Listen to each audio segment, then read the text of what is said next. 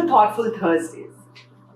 And Thoughtful Thursdays actually are about conversations that I have with people. And I was talking to a friend of mine and we were making plans to meet in October.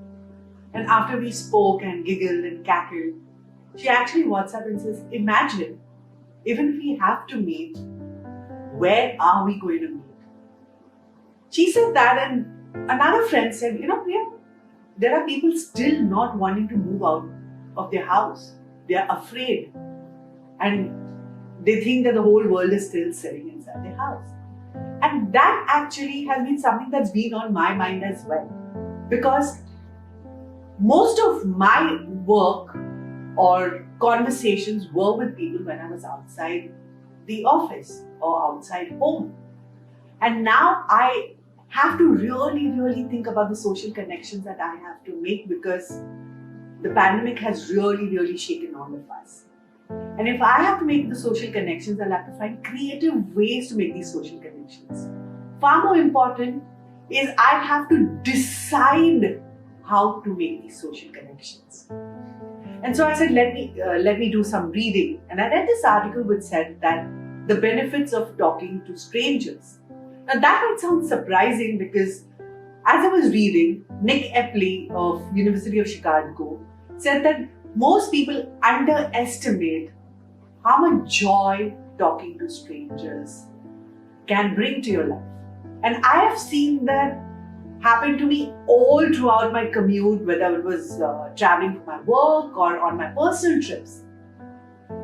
Made friends on the flight who, was going through this harrowing time, and he said that, what happens to you if life throws you lemons? And I said, make lemonade, and that happened to be a title of my article. I was traveling to Ankleshwar on work. I met a life coach because he picked up a conversation with me because I was furiously making notes.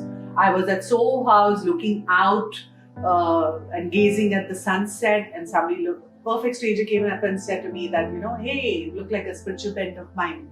I was at Car Social, we were eating with a friend. I looked at somebody else's plate and saw the onion rings.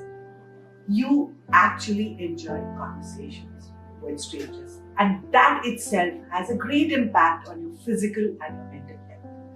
And it has actually brought up an existential question in my mind that now that I'm not traveling anywhere, I'm at home and I'm not going to work and all the lines are blurring. It's almost like an existential question. Then what is that third place? What is this third place going to be like, where I'm going to have these conversations that I have to have with people? And that's when I read another article by Ray Oldenburg, which talks about the happy good place. And while there are lots of parameters about how to define this, for me the third place, going ahead, will definitely have to be a place which will fuel interesting conversations with strangers who can add to my personality, add to the richness of my conversation.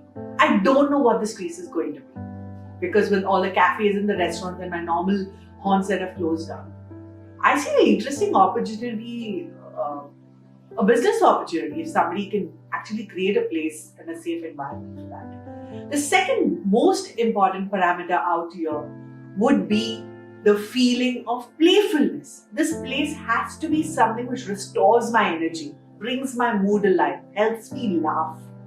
And the third important parameter would be the feeling of at-homeness. When I say at-homeness, it's almost like something that's warm, something that gives me the psychological comfort, and I'm not feeling insecure or unsafe at any point of time. The reason why I'm grappling with this third place is that I will have to find a creative way to find a social connection. I will have to decide how to make these social connections that actually move out. And I think that's such a great opportunity, or a business opportunity during this time. And as I conclude this thought and the third place thought, I like what Laurie Santos, who is a psychologist at the Yale University, said. Imagine if we have to meet people.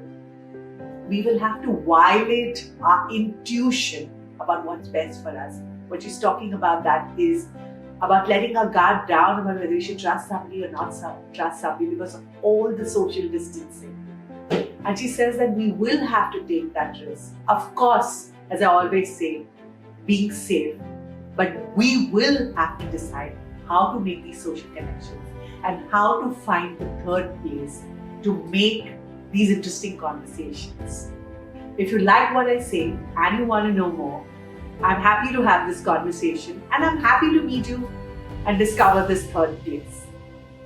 Like, comment and share on all our social media handles.